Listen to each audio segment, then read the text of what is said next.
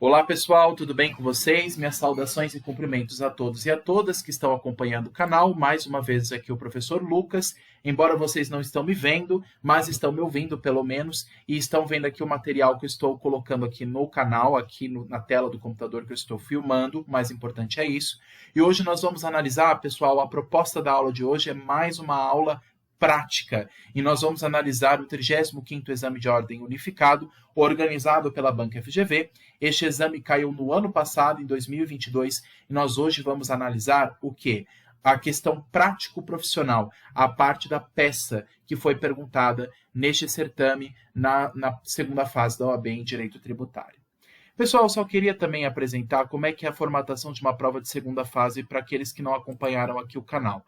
Eu já passei essa instrução geral aqui, mas não custa reforçar, que a estrutura de uma prova de segunda fase é basicamente da seguinte forma.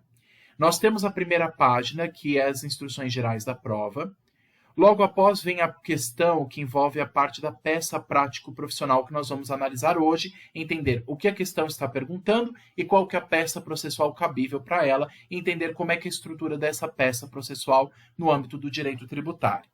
Logo atrás, pessoal, da questão, vem os rascunhos. Para a parte da peça, são 5 páginas de rascunhos, porque no gabarito vocês vão ter só 5 páginas também para responder esta peça processual. Utilizem o rascunho do caderno para que vocês coloquem as informações necessárias e aí depois vocês passam a limpo para o caderno de gabarito, que vocês vão receber no dia da prova. Esse rascunho vai ajudar vocês a colocar as informações necessárias. Se vocês errarem, podem riscar, colocar embaixo, porque aqui é só um rascunho. Depois é que vocês vão receber um caderno no dia da prova, em que vocês vão ter que passar a limpo a questão prático-profissional. Tudo bem? Então, atrás da parte da peça prático-profissional, vem as folhas, então, de rascunho, que vocês vão precisar usar, e é bom que vocês treinem em casa como se faz a parte escrita.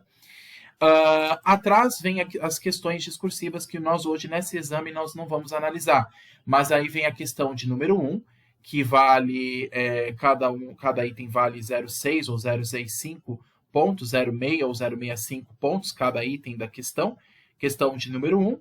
Atrás vem o rascunho para vocês colocarem as informações. A questão de número 2, também da mesma forma tem esse espaçamento. A questão de número 3, também divididas em itens A e B. Atrás vem o rascunho para vocês colocarem as informações e depois passar para o gabarito.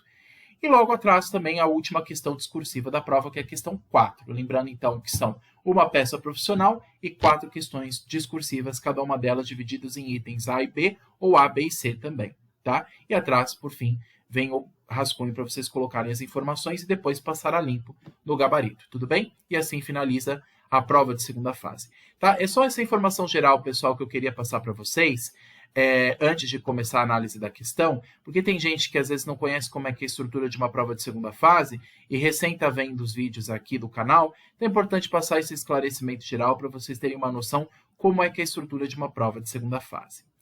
Então, vamos analisar a questão, pessoal, que é o objetivo de hoje. Nós vamos analisar esta questão prático-profissional. Eu vou ampliar o máximo que eu puder aqui para a gente analisar o que foi perguntado nessa questão, qual que é o caso prático que nós vamos analisar hoje. E entendendo, pessoal, esse caso prático, nós vamos hoje entender qual que é a peça processual cabível para esse caso, qual que é a peça processual, se é uma ação, se é uma contestação, se é um recurso, qual que é o tipo de petição ou de recurso ou de contestação, qual que vai ser a peça processual para esse caso específico, e identificando essa peça, nós vamos entender como é que é a estrutura desse tipo de peça processual, que inclusive é uma estrutura que eu estava devendo para vocês aqui no canal. Nós já analisamos numa aula passada a estrutura, por exemplo, de uma exceção de pré-executividade, mas hoje nós vamos estudar a estrutura de um outro tipo de peça processual no âmbito tributário, e nós vamos analisar com calma aqui, tudo bem? Sempre é importante vocês lerem, pessoal, antes de começar propriamente a análise do caso, é vocês entenderem as instruções da prova. Sempre eles colocam em tarja preta ou nas informações na capa da prova, as informações gerais para a segunda fase. Olha só o que está escrito aqui, em escrito, que o pessoal acaba nem lendo, mas é importante que vocês saibam como é que é a regra da prova, tá? Ele diz o seguinte: antes de iniciar a prova, verifique se todos os seus aparelhos eletrônicos foram acionados e lacrados, dentro da embalagem própria, tudo bem? Vocês vão ter que guardar o celular numa embalagem que eles vão passar para vocês na segunda fase. Caso qualquer momento durante a realização do exame você seja flagrado portando qualquer equipamento proibido pelo edital, sua prova será anulada e acarretará na eliminação do certame. Então, o pessoal não pode utilizar nenhum tipo de consulta a material eletrônico. O que vocês vão poder levar na segunda fase? O Vademecum. Por isso que eu estou falando aqui para vocês. Comprem o Vademecum de Direito Tributário, que lá vocês vão ter todas as informações necessárias e o Vademecum vai estar de acordo com a regra do edital. E aí, vocês vão poder utilizá-lo para consultar na segunda fase. Tudo bem? Vamos analisar então, pessoal, aqui o caso, que é o objetivo de hoje, analisar o caso e entender qual que é a peça processual cabível. Vamos lá, eu vou ler com vocês e a gente vai entender o cerne da questão. Marta, residente e domiciliada no município X, estado Y, apresentou dentro do prazo adequado sua declaração de ajuste anual de imposto de renda de pessoa física, IRPF, no ano de 2021.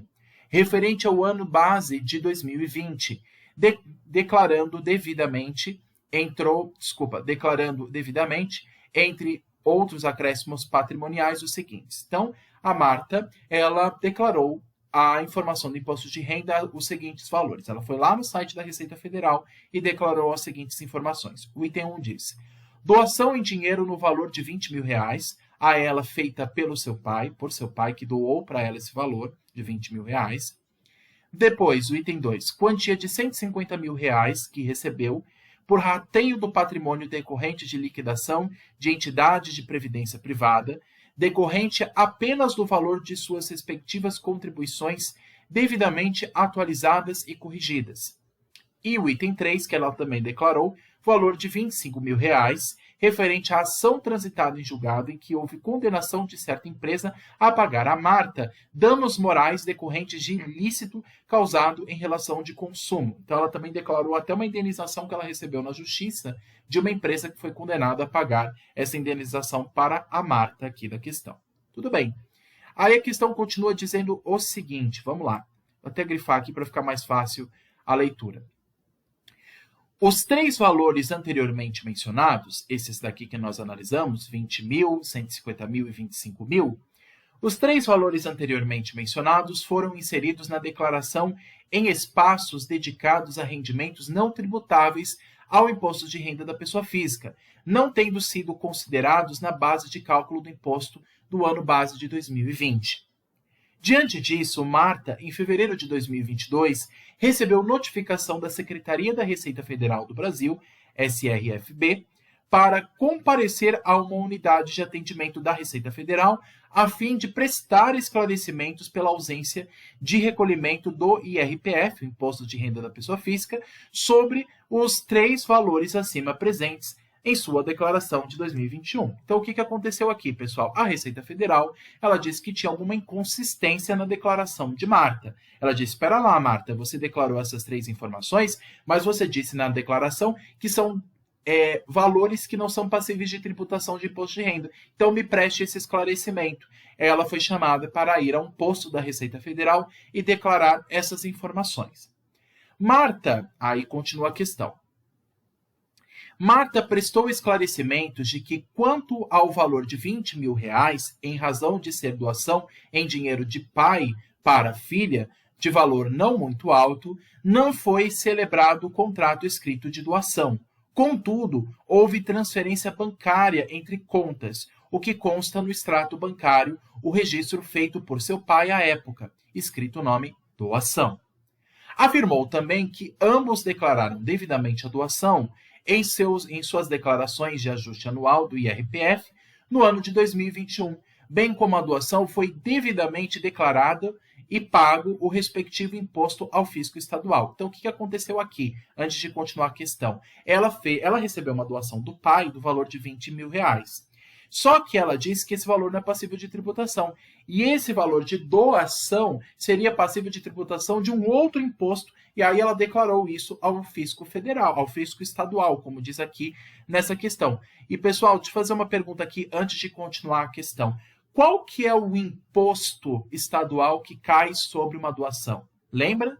O ITCMD. O imposto de transmissão, causa mortes e doações. Então, ela disse o seguinte, o valor que eu recebi de R$ 20.000 do meu pai, que inclusive colocou o nome doação no extrato bancário, ela diz o seguinte, esse valor não é renda, é uma doação.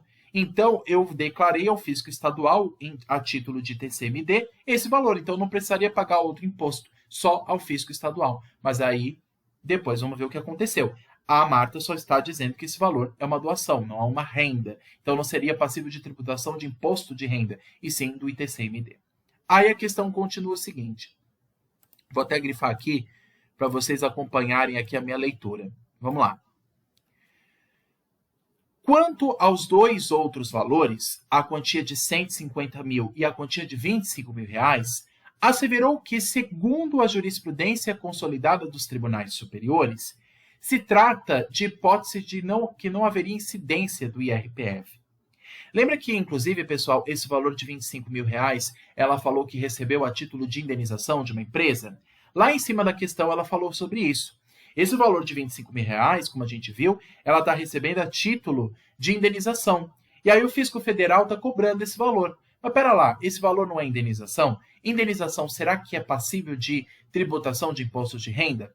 Nós sabemos que o STJ já tem um entendimento consolidado disso e diz que não. Então, ela está alegando que esse valor de 25 mil, ela tem um entendimento do Tribunal Superior dizendo que ela não deve pagar esse valor a título de imposto de renda, assim como o valor de 150 mil, tá?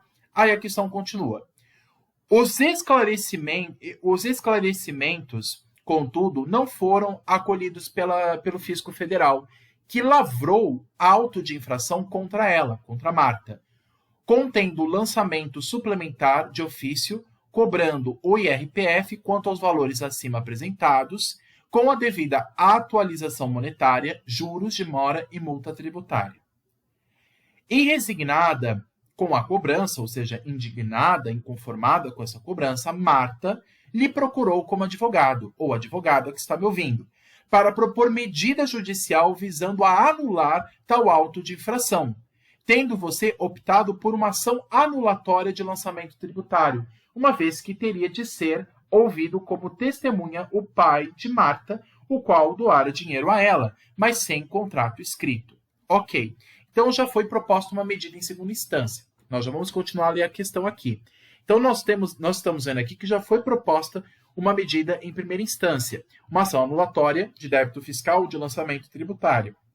Ok, é a mesma ação. Ele já propôs em primeira instância. Então, nós, advogados que fomos contratados nesse caso, já movemos uma ação em primeira instância. Então, aqui nós já estamos falando de um processo de primeira instância. Ok, aí a questão continua aqui. A ação foi distribuída na primeira vara federal do município X. Na sentença, o juiz de primeiro grau, embora tenha reconhecido a suficiência da instrução probatória, julgou improcedentes os pedidos de Marta e condenou-a nos ônus de sucumbência. Então, olha só, ela já propôs, através de nós, advogados, uma ação anulatória de lançamento tributário, mas não foi suficiente. O juiz dessa primeira vara federal do município X negou o pedido e ainda por cima condenou a nossa cliente, a Marta, a pagar o ônus de sucumbência, ou seja, o ônus processual. Ela vai ter que pagar isso à justiça. Então, ela ficou inconformada com isso. Aí a questão pergunta o seguinte, nessa parte final. Diante deste cenário, como advogado ou advogada de Marta, ciente de que se passaram 10 dias úteis da intimação da sentença, redija a peça adequada para, no bojo deste mesmo processo, tutelar o interesse de sua cliente, atacando a sentença prolatada, não sendo necessário apresentar relatório dos fatos. Então, o que ele está pedindo aqui para nós? Ele até fez questão de grifar em negrito nessa parte final da questão. Ele está pedindo para que nós, advogados, proponhamos, observando o prazo legal, redija a peça adequada para, no bojo deste mesmo processo, tutelar o interesse de sua cliente, atacando a sentença prolatada. Pera lá. Qual que é a peça processual cabível para atacar uma sentença? Nós estamos, portanto, falando de um processo de primeiro grau? O primeiro grau já passou, como diz aqui o finalzinho da questão, até eu grifei aqui, pessoal. É o seguinte, a questão já diz que o processo já foi movida em primeiro grau em sede de ação anulatória, mas o juiz já decidiu por completo a questão.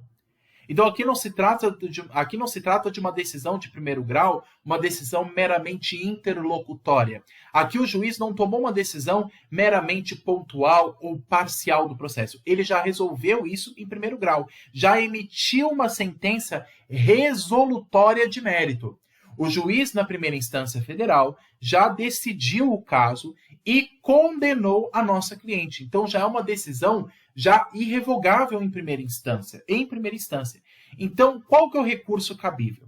Se nós não estamos falando de uma decisão interlocutória, ou seja, aqui nós não estamos falando de um juiz que negou um pedido de tutela provisória, aqui nós não estamos falando de um juiz que negou um pedido emergencial da ação, ou que julgou parte da ação. Nós estamos falando de uma decisão que já foi findada em primeiro grau. Então, aqui não cabe, por exemplo, agravo de instrumento. Nós não vamos recorrer desse primeiro grau através de um agravo de instrumento. Porque o agravo de instrumento é um recurso que se propõe, por exemplo, em face de uma decisão interlocutória. Aqui não é uma decisão interlocutória, aqui é uma decisão definitiva de primeiro grau. Então, contra a decisão definitiva de mérito de primeiro grau, eu proponho o quê? Agravo de instrumento? Não. O que eu proponho? Apelação. Então, a peça processual que ele está pedindo para nós aqui, desse 35º exame, é uma apelação. E é uma peça que nós vamos elaborar hoje. Nós vamos entender como é que ela é estruturada e eu vou conversar com vocês sobre a estrutura de no caso, uma apelação de um recurso para a segunda instância.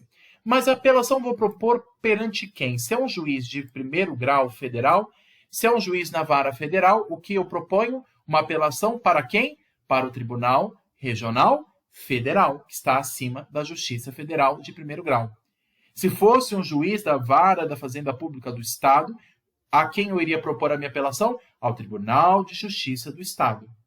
Mas como é uma vara federal, eu vou propor ao Tribunal Regional Federal da região onde se encontra essa vara.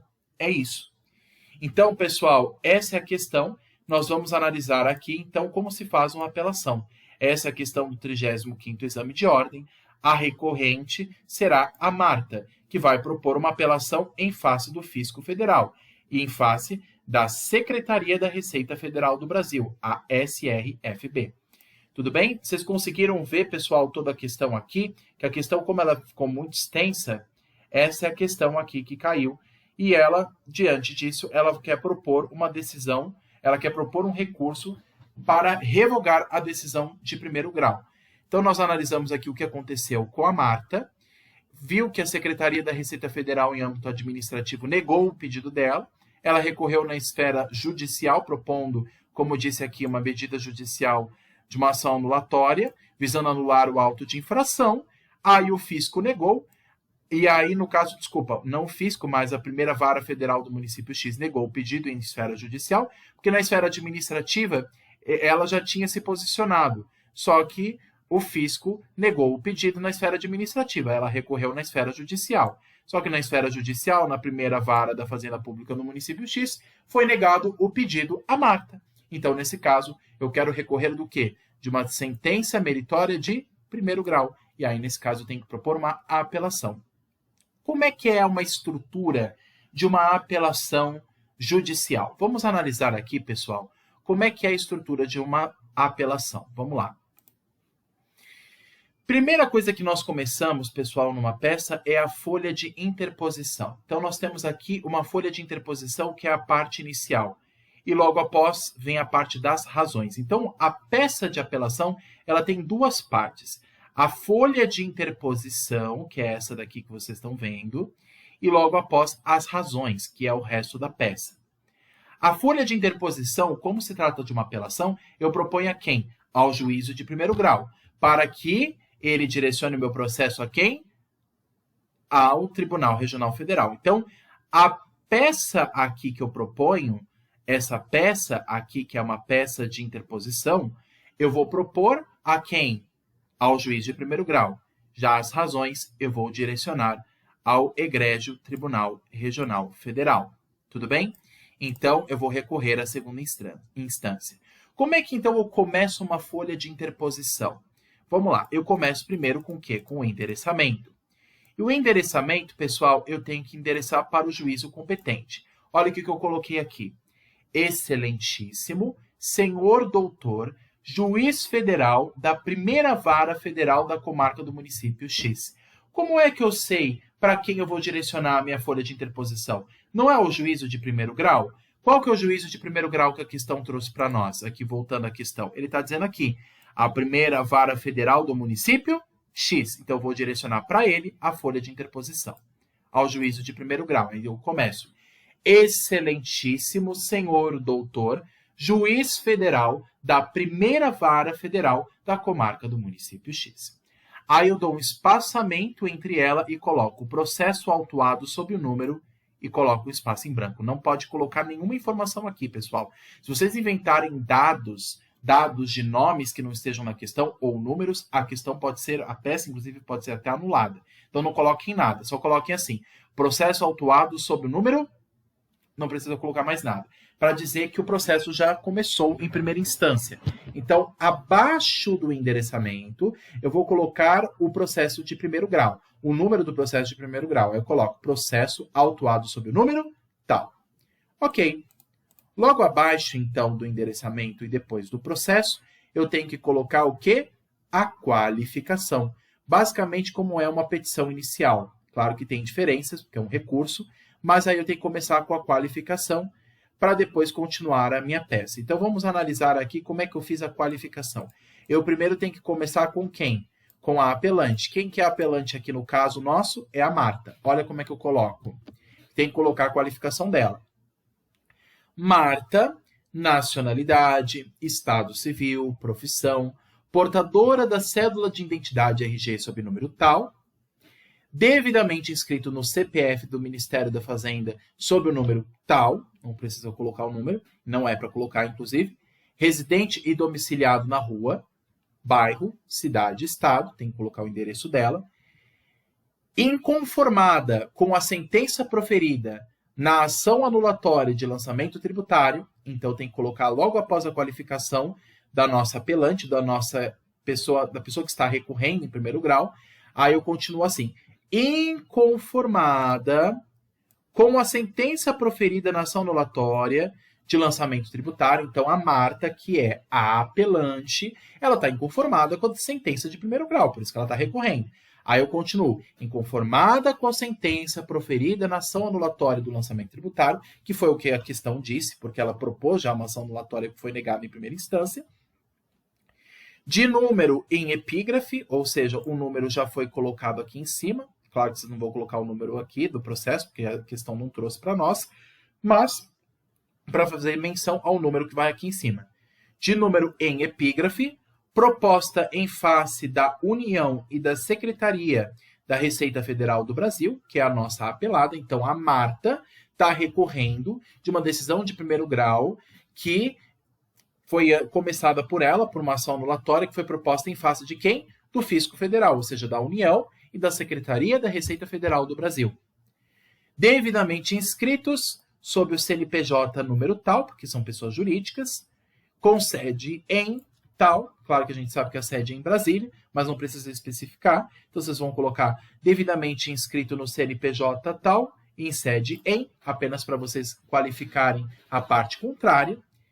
Então, Marta, inconformado com a decisão de primeiro grau, que foi proposta uma ação anulatória em face da União da Secretaria da Receita Federal, vem tempestivamente, ou seja, respeitando o prazo legal, por meio de seu advogado ou advogada, se forem o caso, por esta subscreve, né, ou por esta subscrito, como vocês queiram colocar, embaixo, que vem a assinatura do advogado, devidamente inscrito nos quadros da OAB número tal, com o escritório na rua tal, bairro tal, estado tal, onde receberá as devidas intimações, ou seja, eu também tenho que qualificar o advogado, quem é o meu advogado, ou melhor dizendo, quem é o advogado da Marta, que é a nossa cliente. Então, ela vem tempestivamente, ou seja, observando o prazo legal, por meio de seu advogado, que esta subscreve, devidamente inscrito nos quadros da OAB número tal, com o escritório na rua tal, bairro tal, estado tal, onde receberá as devidas intimações, vem muito respeitosamente perante Vossa Excelência. Então, eu venho perante o juiz, né, desculpa, ao desembargador, já como estamos falando de um tribunal de segunda instância, né, vem muito respeitosamente perante Vossa Excelência interpor recurso de apelação. Tem que colocar aqui, pessoal, em maiúsculo. Claro que não dá para colocar em negrito, e nem vocês podem colocar com outra cor na segunda fase, vocês têm que colocar na mesma cor que vocês estão escrevendo a prova, então não inventem, pessoal, de escrever a prova, vou colocar a prova em cor azul e vou escrever em cor preta. Não, vocês têm que escrever toda ela com a prova, né, com a caneta de cor preta, e aí você só coloca em letras garrafais, não precisa colocar em negrito, nem pode riscar, nem sublinhar. Só tem que colocar a letra em maiúsculo. Então, tem que colocar qual o recurso que você está propondo. Então, Marta, com a sua qualificação, indignada, inconformada com a sentença proferida na ação anulatória de lançamento tributário, sob o número tal, proposta em face da União e da Secretaria da Receita Federal, sob o CNPJ tal, em sede em tal, vem tempestivamente, por meio do seu advogado devidamente qualificado, onde receberá as devidas intimações, vem muito respeitosamente perante Vossa Excelência, vocês podem colocar presidente, ou melhor, como vocês estão mandando essa folha de interposição para o juiz de primeiro grau, então coloca apenas Vossa Excelência. Vem perante Vossa Excelência interpor recurso de apelação. É aí que vocês têm que colocar o nome da peça que vocês estão propondo. Recurso de apelação, com fundamento aonde? Com fundamento jurídico no artigo 5º, inciso 35, que fala do direito de recorrer, da Constituição Federal de 1988, e do artigo 1009 do Código de Processo Civil de 2015, que fala mais especificamente da apelação, cujas razões e guia comprobatória do preparo seguem anexadas ao processo. Então, no final, vocês têm que colocar o fundamento jurídico do seu recurso. Com fundamento jurídico no artigo 5º, inciso 55 da Constituição Federal de 88, que fala sobre o direito de recurso, e o artigo 1009 do Código de Processo Civil de 2015, cujas razões e guia comprobatória do preparo segue anexas ao processo. Aí logo abaixo continua e diz o seguinte: também é oportuno requerer que seja concedida intimação do apelado, ou seja, que seja requerido que a União e a Secretaria da Receita Federal sejam intimados do ocorrido, né, desse recurso, nos termos do parágrafo 1º do artigo 1010, do Código de Processo Civil de 2015, para a apresentação de suas contrarrazões, ou seja, contestar esse recurso, né, de acordo com o prazo estabelecido em lei, e, por fim, que sejam esses autos de processo remetidos ao Tribunal Regional Federal da região, tá? Porque eu estou recorrendo ao segundo grau, que é o segundo grau federal, que é, no caso, o TRF. Tudo bem?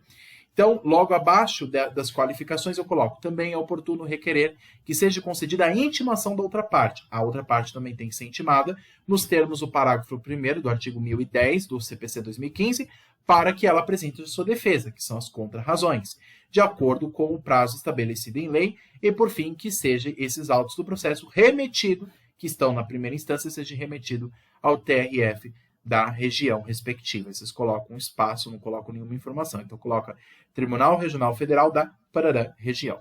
Aí eu termino a minha folha de interposição, assim como eu termino uma petição inicial. Termos em que pede-se deferimento, local e data, advogado / OAB número tal. Tudo bem? Então, olha como é que é uma folha de interposição, pessoal. Eu vou resumir aqui. O tamanho.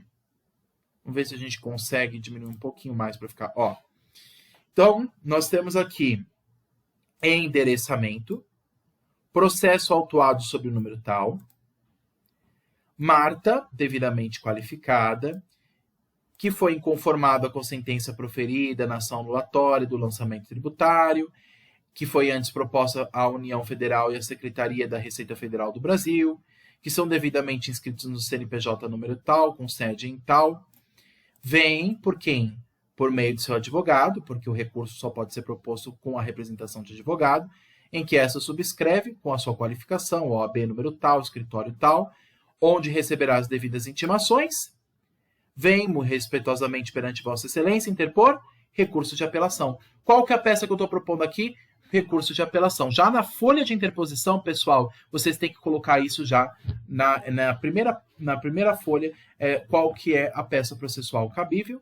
e o fundamento jurídico dela com base na Constituição e no Código de Processo Civil. Aí, logo após, você pede também, com base no Código de Processo Civil, um prazo para que a parte contrária se defenda, através das contrarrazões. E aí, logo abaixo, termos em que pede-se deferimento, local e data, advogado ou AB. É como se fosse basicamente o início de uma mini petição.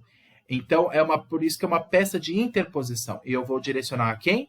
Ao juiz de primeiro grau, para que depois ele direcione a quem? Ao segundo grau, que é o Tribunal Regional Federal.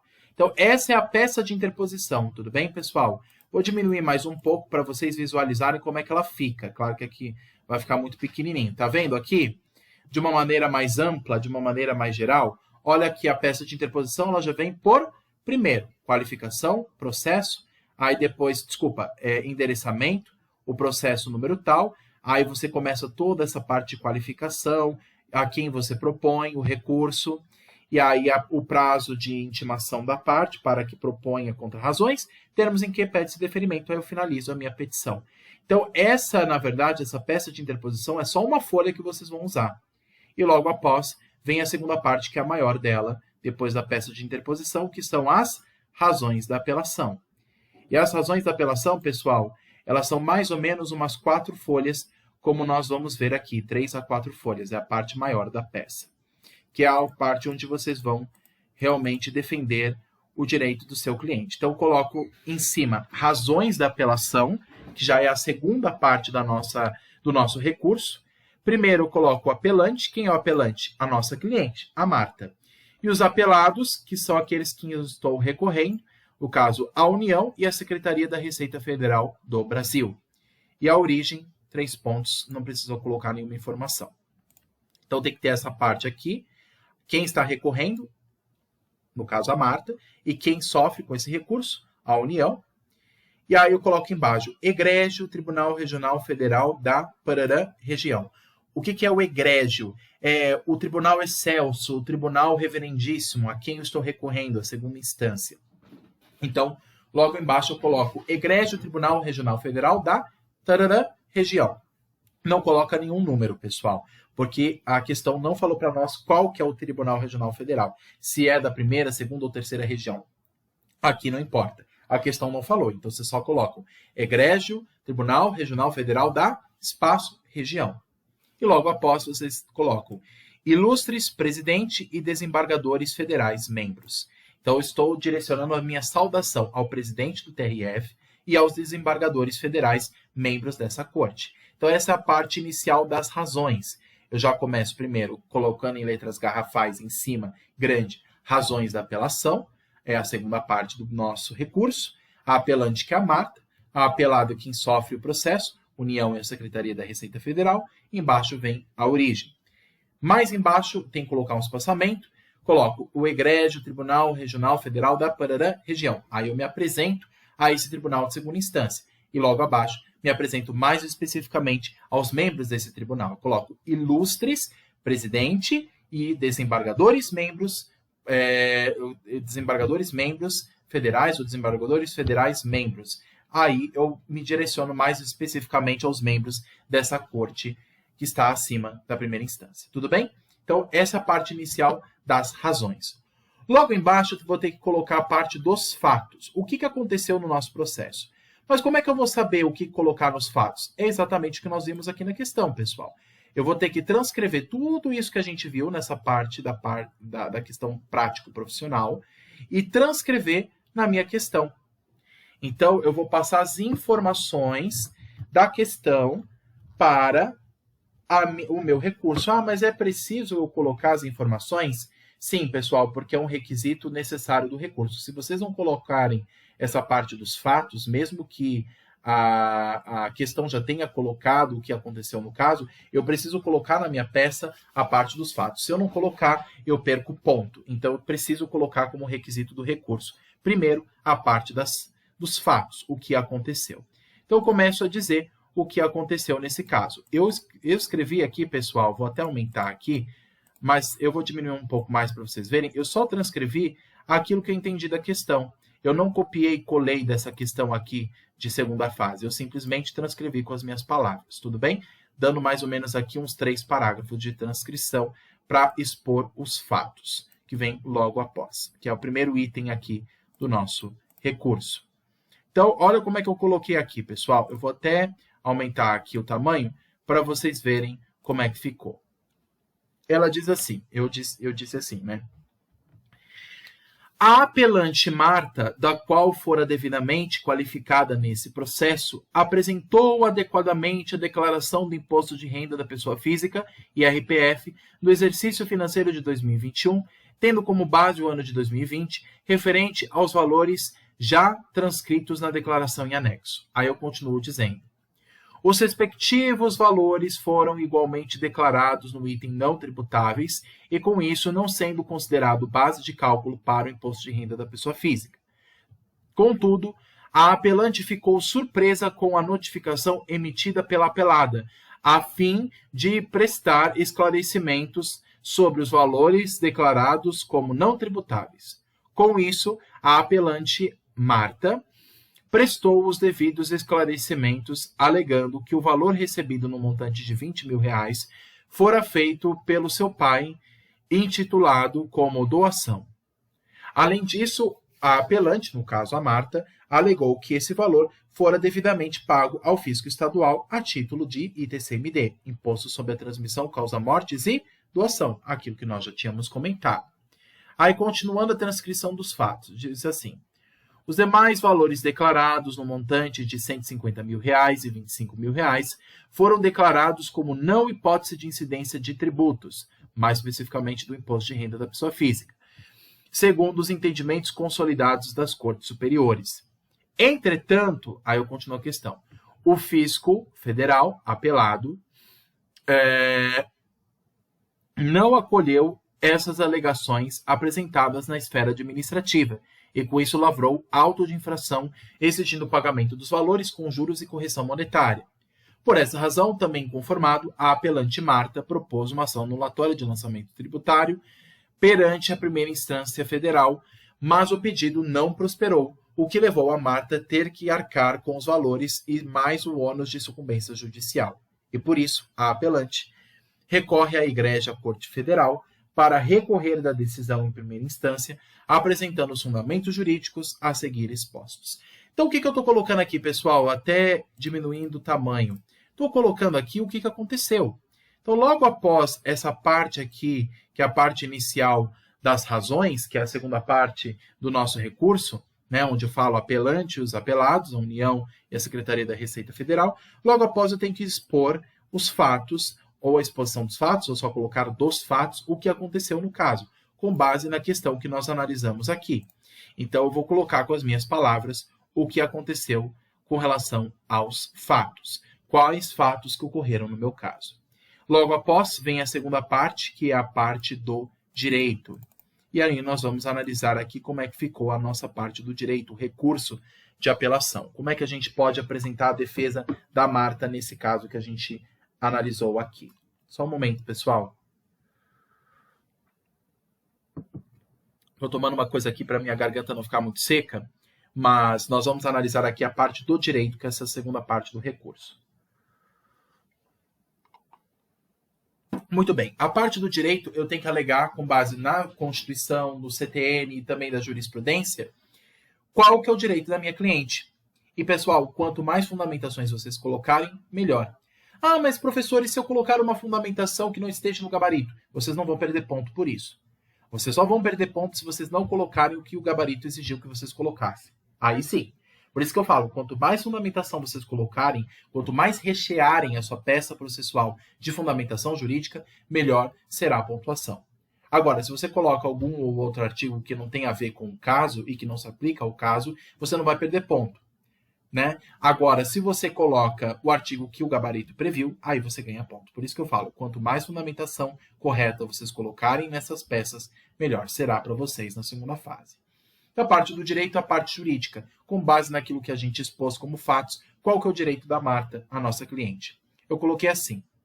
Em primeiro lugar, é importante dizer que a doação realizada pela apelante no montante de R$20 mil constitui-se uma hipótese de incidência de TCMD, Imposto sobre a Transmissão, Causa-Mortes e Doações, do qual é de competência estadual e não de incidência de IRPF, Imposto sobre a Renda da Pessoa Física, que, por sua vez, é de competência federal. Então, olha o que eu estou colocando aqui na parte do direito. É a dizer que o fato gerador aqui em questão, no valor de 20 mil reais, desculpa, esse valor aí se incide o quê? Imposto de doação, não imposto de renda. Porque o imposto de doação, pessoal, ele é um imposto que eu só pago, eu só realizo o pagamento do imposto de doação, desculpa, me confundi aqui. Eu só realizo o pagamento do imposto de doação se eu realizei de fato uma doação. Agora, se é uma renda, aí eu pago imposto de renda. Mas o que eu estou dizendo aqui já de início, que esse valor que a minha cliente recebeu de 20 mil reais do pai dela é um valor a título de doação, conforme inclusive o anexo do comprovante bancário, desse depósito bancário que foi feito, e no extrato bancário está até escrito o nome doação. Então, é uma hipótese de incidência de ITCMD, não de imposto de renda. Então, nesse caso, já começa aqui dizendo que a competência não é da União para tratar desse valor. A base jurídica, qual base jurídica que eu utilizo? A base jurídica está contemplada, aí eu coloquei o artigo 155, inciso 1 da Constituição Federal, que tem o fundamento do ITCMD, que é de competência dos estados e não da União. Artigo 155, inciso 1 da Constituição Federal. Além disso, esse valor é uma hipótese de isenção do imposto sobre a renda, tendo como base o artigo 6º, inciso 16 da Lei Federal 7.713 de 88, como também do artigo 35, inciso 7, a linha C do Regulamento sobre Imposto de Renda, que eu também acabei acrescentando aqui, pessoal. Então, não somente a Constituição Federal CTN, mas existem algumas leis também esparsas que acabam servindo para fundamentação, como inclusive o Regulamento do Imposto de Renda, que já prevê que esse valor recebido a título de doação não é hipótese de incidência do imposto. Inclusive, por que não é hipótese? Para evitar um efeito que a gente sabe, que é a chamada bitributação. Então, para que um mesmo valor não seja tributado sobre a mesma coisa, ou seja, esse valor que ela recebeu não seja tributado por um imposto estadual e outro federal, e deve-se evitar a bitributação. Isso é a regra geral do direito tributário. Então, para evitar essa bitributação, eu estou alegando que a competência desse imposto não é federal e apenas sim estadual, que outrora foi cumprido pela parte. Como a questão até mesmo disse, que, no caso a Marta, cumpriu com seu dever no âmbito da fazenda estadual, que é inclusive o que nós vemos aqui. Logo ali, pessoal, vocês podem ver... eu vou ver se eu consigo... Aqui em questão, deixa eu até ampliar aqui, pessoal, para a gente ver qual é o fundamento que ela apresentou. Olha aqui no final, né? Afirmou também que ambos declararam devidamente a doação de suas declarações, nas suas declarações de ajuste anual do imposto de renda da pessoa física no ano de 2021, bem como a doação foi devidamente declarada e paga o respectivo imposto ao fisco estadual. Então, é de competência do Estado e não da União. Então, a questão continua, e aí eu coloquei também com base nos artigos da Constituição, do Regulamento do Imposto de Renda e da Lei Federal 7713 de 88. E com base nisso, a União não poderia tributar sobre a mesma base de cálculo que incide o ITCMD estadual. Aí a argumentação continua da seguinte forma, sobre os outros valores, não só do 20 mil reais. Aí tem o valor de 150 mil reais, que foi questionado, e logo abaixo o valor de 25 mil reais. Aí eu continuei a minha fundamentação dizendo o seguinte, não apenas considerando o texto positivado da lei, como também de argumentação jurídica, mas também o entendimento jurisprudencial, a exemplo da... Desculpa, acabei repetindo. Da súmula 590 do Superior Tribunal de Justiça, diz de maneira clara e precisa que não constitui acréscimo patrimonial o valor recebido a título de rateio, como foi dito na questão, que no caso em questão foi no montante de 150 mil reais decorrentes da liquidação de entidade de previdência privada, desde que não supere o valor da contribuição dos particulares. Então, com base não só na lei, mas na súmula 590 do STJ, também eu me fundamentei aqui na questão, dizendo que também não poderia se tributar sobre o valor de 150 mil reais. E outra coisa também, como nós já analisamos também no caso. Aí eu continuei a fundamentação dizendo o seguinte, da nossa apelação. Também a mesma excelsa Corte Superior, o Superior Tribunal de Justiça, emitiu outro entendimento jurisprudencial, a exemplo da súmula 498, da qual diz que a verba indenizatória, da qual fora concedida à parte apelante, né? No caso, ela recebeu uma indenização, a Marta recebeu uma indenização de R$ 25.000, não é uma hipótese de incidência de imposto sobre a renda, e por isso o montante de R$ 25.000 não poderia ser tributado, o que torna inclusive o lançamento do tributo como nulo e passível de extinção por decisão judicial da Corte, conforme disposição do artigo 156, inciso 10 do CTN, do Código Tributário Nacional. Então, pessoal, o que eu estou colocando aqui? O fundamento da minha peça. Logo após os fatos, eu tenho que colocar o direito, como se fosse numa petição, com base em que eu estou propondo as razões do meu recurso. Com base na Constituição, do CTN, das súmulas do STJ ou até do STF, com base em que eu estou fundamentando cada um dos meus direitos. Eu tenho que colocar aqui nessa parte do direito, tudo bem? Que eu considero uma das partes mais importantes da peça, porque é aqui que vocês vão ter que apresentar a fundamentação jurídica. E mais embaixo eu tenho que colocar o quê? Os pedidos. Então, com base em tudo que eu falei, dos fatos e do direito, que pedidos eu vou fazer no meu recurso? Então, você tem que colocar em itens A, B, C e D e dizer qual que é o pedido que você quer para a Corte, ao TRT, né? Desculpa, ao TRF, ao Tribunal Regional Federal. Qual o pedido que você está fazendo? Então, como é que eu vou colocar essa terceira parte? Vou aumentar aqui para vocês verem. Diante do exposto, requer o egrégio tribunal que o recurso seja conhecido e provido, ou seja, que ele seja aceito pelo presidente da Corte e provido para a reforma da sentença recorrida de primeiro grau, no sentido de, primeiro, o que eu vou pedir? A anulação do auto de infração emitido pela autoridade fiscal apelada, extinguindo o crédito tributário constituído, conforme o artigo 156, inciso 10 do CTN. Então, a primeira coisa que eu quero pedir é que esse auto de infração que foi movido em face de Marta seja nulo, seja quebrado. E assim, extinto este auto de infração por haver ilegalidade e por haver infração às súmulas do STJ. Então, por conta disso, estou pedindo a anulação deste ato administrativo, deste auto de infração. Logo após, o que eu coloquei? A intimação da parte contrária, no caso da União e da Receita Federal, para que apresente as contrarrazões no prazo do artigo 1010 do CPC 2015, como nós já colocamos lá no início.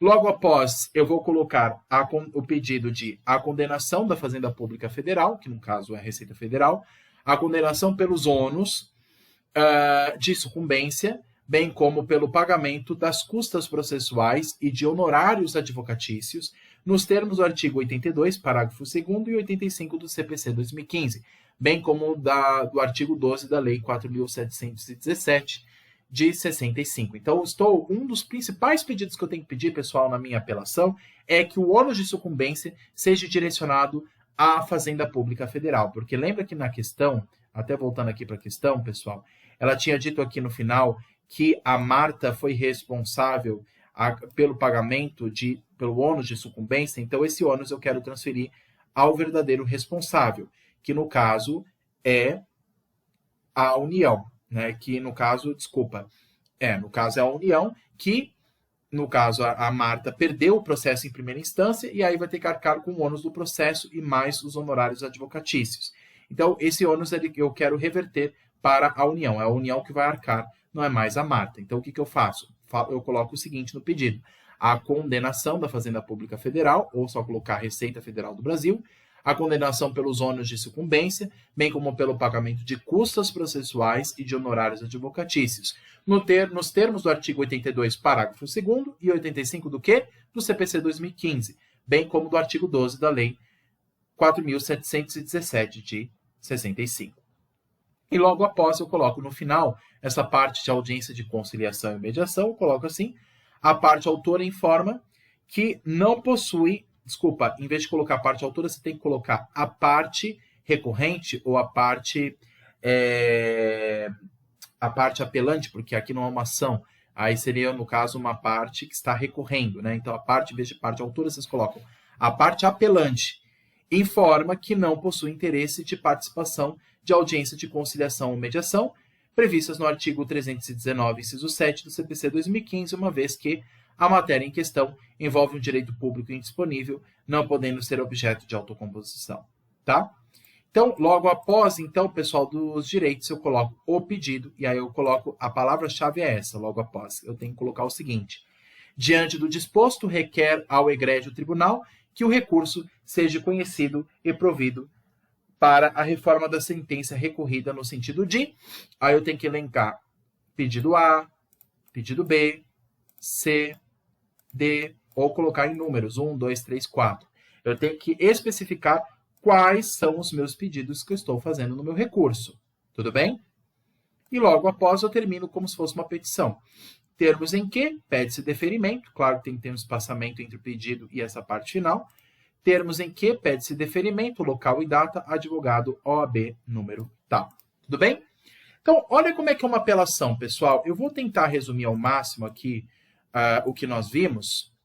Então, a apelação, primeira coisa, ela começa com o quê? Com uma peça de interposição, que eu vou direcionar a quem? A um juiz de primeiro grau. Primeira peça, primeira página da nossa peça, eu vou ter que direcionar ao juízo de primeiro grau para que ele remeta este processo ao juízo de segundo grau, ao Tribunal Regional Federal, já que estamos falando de uma justiça federal. Logo após, nós vemos o quê? As razões da apelação. Vou ter que qualificar aqui as partes, egrégio Tribunal Regional Federal, ilustre presidente e desembargadores. Aqui embaixo já vem a parte da exposição dos fatos, o que aconteceu no processo. Depois, o direito, com base em que estou apresentando o meu recurso de apelação. Logo após, eu tenho que colocar os pedidos. Aí, no final, termos em que pede-se deferimento, local e data, advogado, OAB. Tudo bem? Então, a estrutura de uma apelação, pessoal, que é uma estrutura que se aplica aos outros recursos, é basicamente dividida em duas grandes partes. A folha de interposição, que é essa daqui, e as razões de apelação. Tudo bem? Então, repetindo mais uma última vez, pessoal, nós temos uma folha de interposição, que eu começo com endereçamento em primeiro grau, o processo sob o número tal, a qualificação devida das partes, a quem eu estou propondo esse recurso, qual que é o recurso de apelação, tem que colocar aqui em letras garrafais, e que eu se dê o prazo para que a parte contrária se defenda, que é as contrarrazões, com base no CPC 2015, no artigo 1010 do CPC 2015. Logo após, eu coloco termos em que pede-se deferimento, local, data, advogado, OAB. É como se fosse uma mini petição inicial aqui, no início. E aí, depois, eu continuo com o quê? As razões. Aí tem que colocar a parte, apelante e apelada, a quem eu estou recorrendo, né? A quem está recorrendo é a Marta e quem está sofrendo com esse recurso é a União e a Secretaria da Receita Federal. Aí eu faço uma saudação ao tribunal e também aos desembargadores. Eu coloco egrégio, Tribunal Regional Federal da região. Aí logo após, ilustre presidente e desembargadores federais, membros. Após eu coloco a exposição dos fatos, o que aconteceu no caso, com base na questão que nós analisamos aqui, que é essa questão aqui. Então, com base nisso, eu vou colocar os fatos, o que aconteceu. Logo após, vem a parte do direito, onde eu vou fundamentar o meu recurso, com base na Constituição, do CTN, das súmulas do STJ, STF. E embaixo eu tenho que colocar o pedido. E aí eu tenho que sempre começar assim, diante do exposto, requer a esse egrégio tribunal, como eu estou recorrendo ao segundo grau, não posso colocar Vossa Excelência apenas, né, porque Vossa Excelência é para primeiro grau, nós estamos em segundo grau, então eu vou colocar requer a esse egrégio tribunal que o recurso seja conhecido, eu coloco em letras garrafais, conhecido e provido para a reforma da sentença recorrida, no sentido de qual que é o meu pedido, ou quais são os meus pedidos, eu vou ter que elencar aqui embaixo, pedido A, B, C e D, termos em que pede-se deferimento, local e data, advogado, OAB. Tudo bem? E vendo de uma maneira panorâmica, pessoal, geral, bem pequenininho aqui, então, lembrando que nós temos aqui, então, uma folha de interposição, logo após, nós temos as razões, após, nós temos o direito, e, por fim, nós temos o pedido. Então, eu vou só esticar um pouco mais, talvez assim fique mais fácil, tá? Aqui vocês estão vendo, pessoal, para vocês conseguirem ver melhor como é que ficou a estrutura do meu recurso. Eu acho que assim a visão vai ficar muito melhor. Então, essa primeira página, para ficar bem claro, pessoal, estou repetindo aqui várias vezes, para ficar bem fixo com vocês a estrutura de um recurso. Primeiro, folha de interposição. Em cima, endereçamento. Aí depois o processo, autuado sobre o número tal. A qualificação devida das partes, do advogado, da parte contrária. Aí eu vou propor perante Vossa Excelência, no caso, eu estou falando com juízo de primeiro grau, porque essa peça eu proponho ao juízo de primeiro grau, o quê? Recurso de apelação. Estou dizendo assim, juiz federal, como o senhor, Vossa Excelência, não aceitou o meu pedido em face, no caso, no pedido de ação anulatória, porque já foi proposto uma ação anulatória em primeiro grau, como você não aceitou, então estou recorrendo da sua sentença, estou propondo um recurso de apelação com base jurídica na Constituição do CPC, e embaixo eu vou dar um prazo para que a parte contrária, no caso a União e a Receita Federal, tenha prazo para se defender. Embaixo coloco termos em que pede-se deferimento, local e data, advogado ou OAB. Essa é a primeira folha do seu recurso, que é a peça de interposição que tem que ter obrigatoriamente. Atrás vem a parte maior, que são as razões. Razões, aí eu tenho que colocar novamente quem é a apelante, a Marta, o apelado, que no caso é a União, a Secretaria da Receita Federal. Aí eu saúdo o egrégio, o excelso, é melhor colocar egrégio, que é um nome mais formal. O egrégio Tribunal Regional Federal da Parará região. A ilustre presidente e desembargadores federais, membros. Aí eu estou saudando a Receita Federal, o Tribunal Regional Federal e os desembargadores, o presidente e os membros desta corte, do Tribunal Regional Federal. Tá? Não colocar o número do tribunal, hein, pessoal? A questão não falou aqui. Só colocar Tribunal Regional Federal da espaço região. Tudo bem. Embaixo eu coloco a exposição dos pedidos. Mas como é que eu vou saber o que aconteceu? Pessoal, é o que a questão disse. Vocês vão colocar com a palavra de vocês o que aconteceu no nosso caso.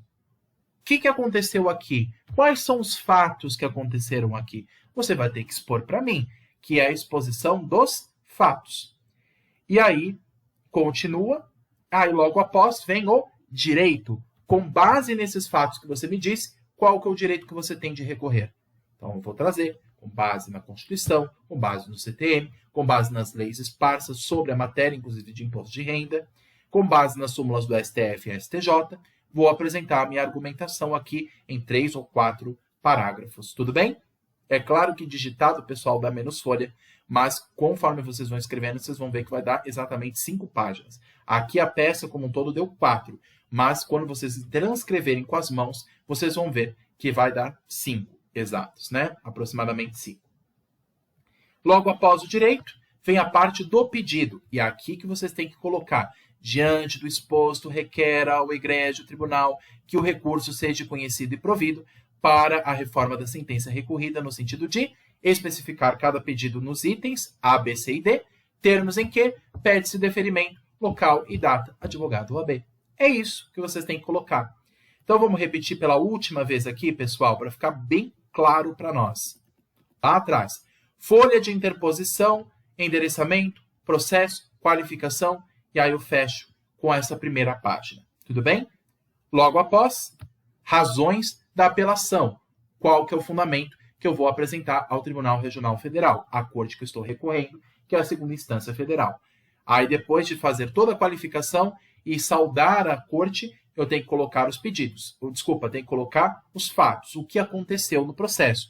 Primeiro, sempre é os fatos. Dai-me os fatos que eu lhe darei o direito, como diz esse termo jurídico. Dabi factum, dabutibi ius, ou seja, dai-me os fatos que eu lhe concederei o direito. Então, você tem que dizer ao tribunal o que aconteceu, exposição dos fatos. Logo após, vem a parte do direito, o fundamento do seu recurso, no caso do recurso de apelação. Por fim, vem a parte do pedido, e aí eu fecho o meu recurso. Tudo bem? Pessoal, basicamente é isso. Vou ver se eu consigo tirar aqui. Ok, tirei aqui. Se vocês quiserem esse modelo, pessoal, de recurso, eu posso passar para vocês esse modelo em PDF, por e-mail, a quem se interessar. Tudo bem? E caso vocês tenham outras dúvidas, por favor, me avisem. Lembrando, pessoal, uma coisa. Essa questão aqui, essa prova, eu obtive pelo site da OAB FGV, tá? Essa prova aqui de segunda fase, o 35º exame, assim como todos os outros exames, estão disponíveis no site da OAB FGV. Deem uma olhada nas instruções e, pessoal, pratiquem a peça prático profissional. Leiam com calma o enunciado e, com base nele, vocês vão descobrir qual que é a peça cabível, que no caso hoje foi uma apelação, um recurso de apelação. Tudo bem, pessoal? Espero que eu tenha ajudado de alguma forma. Caso tenham dúvidas, por favor, me avisem aqui nos comentários que eu irei respondê-los em tempo oportuno, tudo bem? Bons estudos a todos e até a próxima. Tchau, tchau!